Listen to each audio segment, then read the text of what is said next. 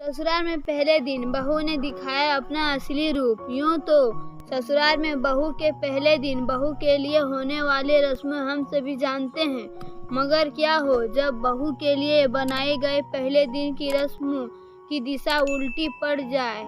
आइए देखते हैं। रात के 8 बजे रही थी।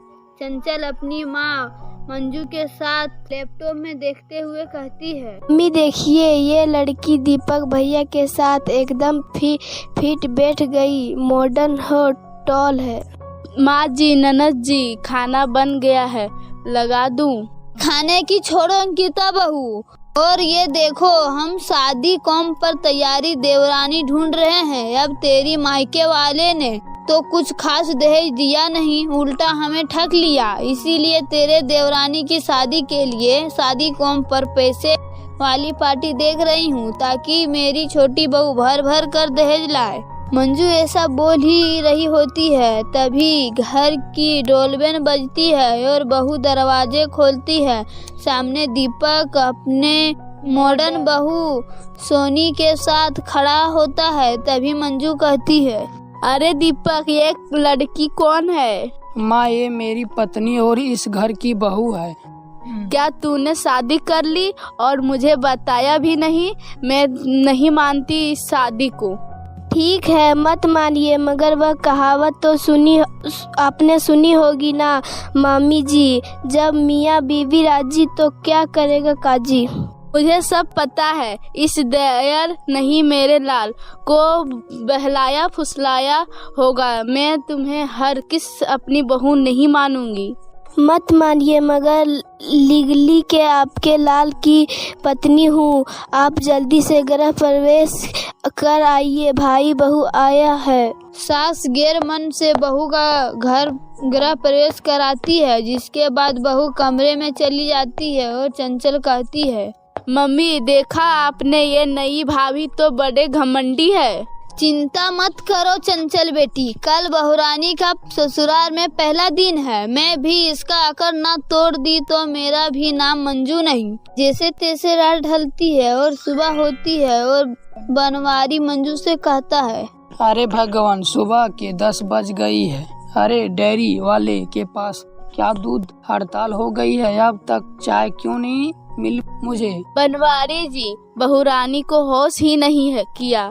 आज उसका ससुराल में पहला दिन है। ससुराल के पहले ही दिन असली रंग दिखा रही है। बहुरानी, अरे हो बहुरानी। आवाज सुनकर टेनी अंगड़ाई लेते हुए वहाँ आती है। क्या बात है मम्मी जी, क्या सुबह सुबह पूरे घर को मछली बाजार बना रखे है? अरे और नई बहू, ये क्या तरीका है अपने ससुराल वाले से बात करने का? कायदे में रहकर बात करो। कायदे में रहोगे तो फायदे में ही रहेगी। दीपक जल्दी से बाहर आओ। क्या हुआ मेरी प्यारी बीवी? पति देव अपने पिताजी को कह दो कि मुझसे ना औकात में रहकर बात करे। आपने सुन लिया ना पिताजी? अरे नकारे, इस दिन के लिए पैदा किया था मुझे, तो जोरों का गुलाम बन जाए। ये आपसे ही सीखा है पिताजी। माँ के सामने आपकी भी कहाँ चलती है। मगर देवरानी जी, आप इस घर की बहू है और ये आपका ससुराल। आप ससुर, माँ जी ससुर से ऐसी बात मत कीजिए। यह सुनकर टेनी चुप हो जाती है। तभी चंचल टेनी के हाथ में झाड़ू थमाते हुए कहती है, ये लो मेरे प्यारे भाभी, ये झाड़ू पकड़ो, मेरे अपने ड्यूटी पर लग जाओ, अच्छे से झाड़ू पोछा लगाना। और ये रही आज के खाने की लिस्ट। बहुरानी, जो तुझे अपनी पहली रसोई में बनाना है, फिर सबके गंदे कपड़े धोने हैं और गार्डन की सफाई भी करनी है। क्या बात है, मेरे ससुराल वाले तो बहू को कांताबाई बनाने की पूरी तैयारी में है, मगर मैं भी कोई नाड़ी नहीं लगाती। आप मुझे अपने असली रंग दिखाना पड़ेगा। यह सुनकर टेनी टेंशन भरी नजरों से उन्हें देखते हुए कहती है, ना तो मैं इस घर की सफाई करूंगी और ना मैं खाना बनाऊंगी। माँ जी समझ लीजिए, आज बहू का नहीं बल्कि ससुराल वालों का ससुराल में पहला दिन है। आप चंचल, तुम इस घर की सफाई करोगी और माँ जी आप आप बनाएंगे खाना, वो भी आनी खाना, सबका मन पसंद। देखो तो जरा ये बहू ससुराल के पहले दिन ही रंग दिखा रही है। अरे वे बहुरानी, सुबह सुबह अफीम खा ली है क्या? मैं कोई खाना नहीं बनाने वाली।